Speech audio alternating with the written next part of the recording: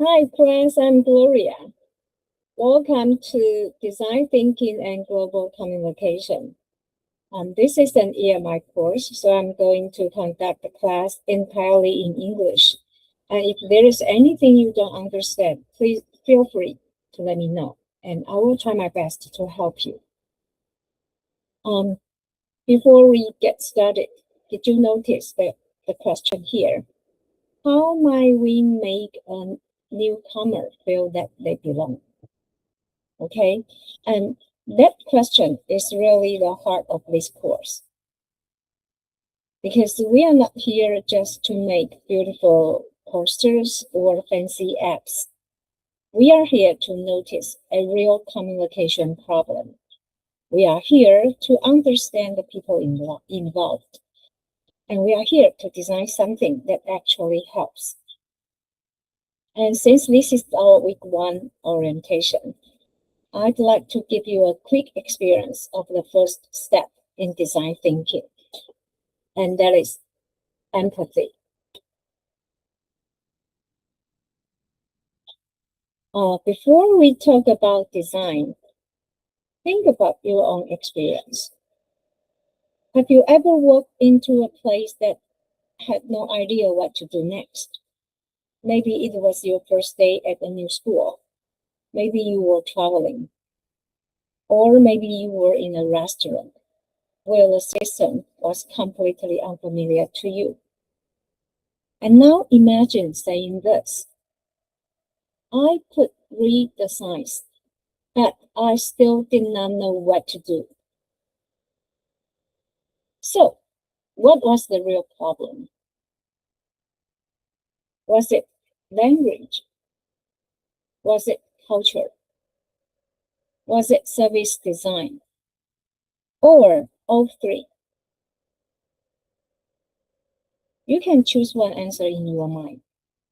And in the full class, I'd ask you to show 1, 2, 3, or 4 fingers, and then explain your choice to the person who sits next to you.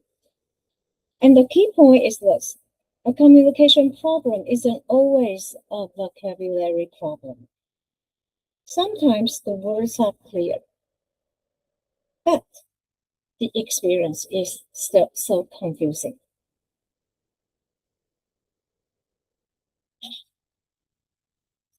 So, what are we going to do in the next few minutes?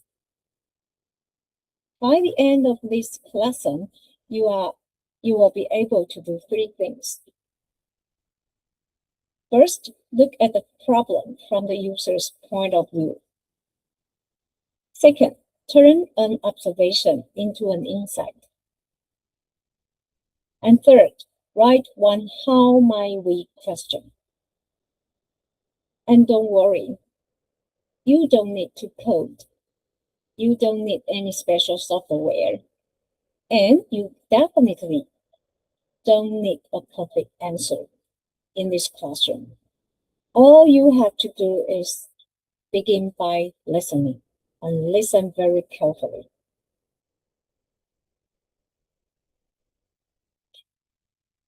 Here's the basic design thinking process. We emphasize, we define, we ideate, we prototype, and we test.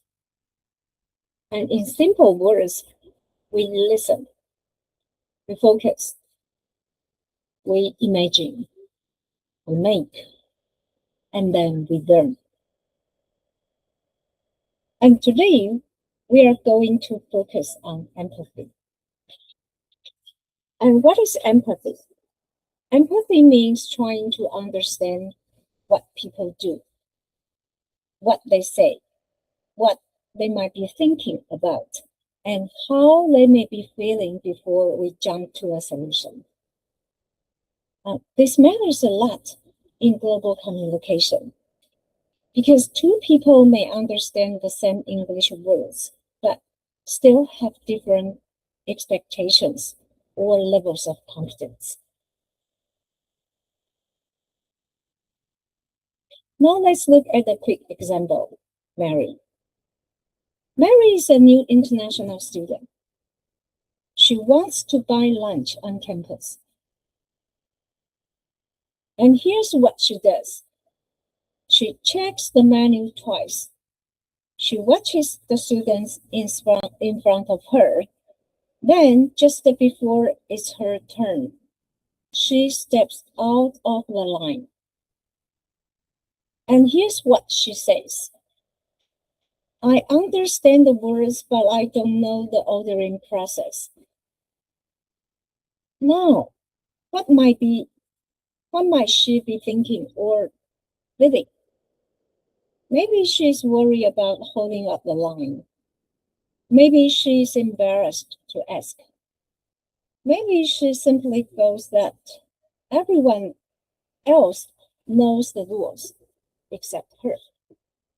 So, here's our empathy question. What does Mary need beyond translation? Maybe she needs to see the steps. Maybe she needs an easier way to ask for help. Maybe she just needs to know that making a mistake is okay.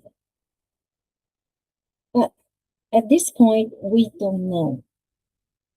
So instead of guessing, we need better evidence.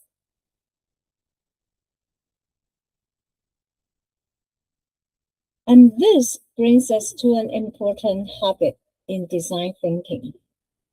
We have to separate assumption from evidence. And here's an assumption. Mary's English isn't good enough.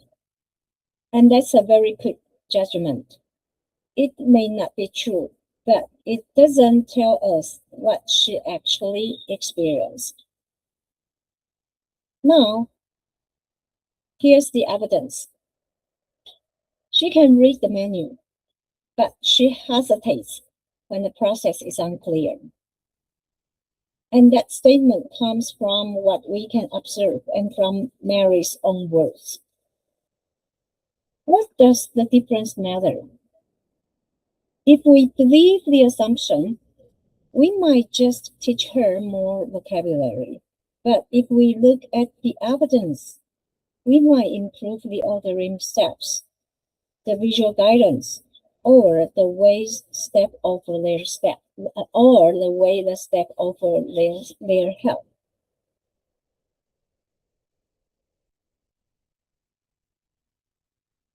Okay, now it's your turn. Before you solve Mary's problem, I want you to ask her one question. With a partner, write one open question you would ask Mary. And try not to ask, do you need an English menu? Why not?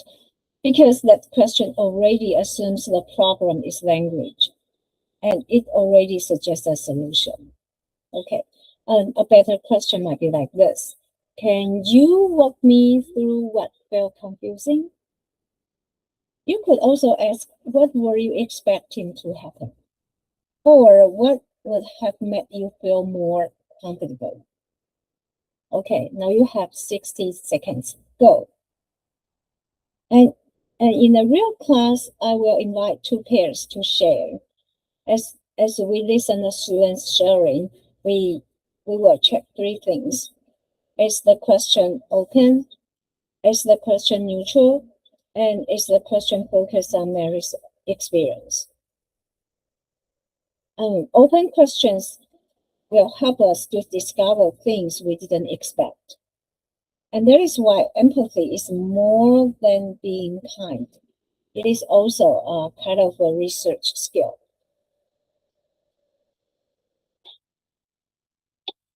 So a useful insight will connect behavior, feeling, and people's need. In observation, Mary lives the line even though she can read the menu. And our insight could be she needs a low-risk way to understand the service process. And then we will ask a how might we question. How might we make ordering clear and comfortable for first-time international students? Okay. So a strong question opens possibilities, and a weak question hides an answer. So, what will you actually do in this course? Okay, you will begin by finding real communication problem and talking to real users. And then you will find the meaningful challenge. You will create simple prototype. You will test it. And then you will listen to feedback and try to improve it. And finally, you will present your solution and your evidence in English.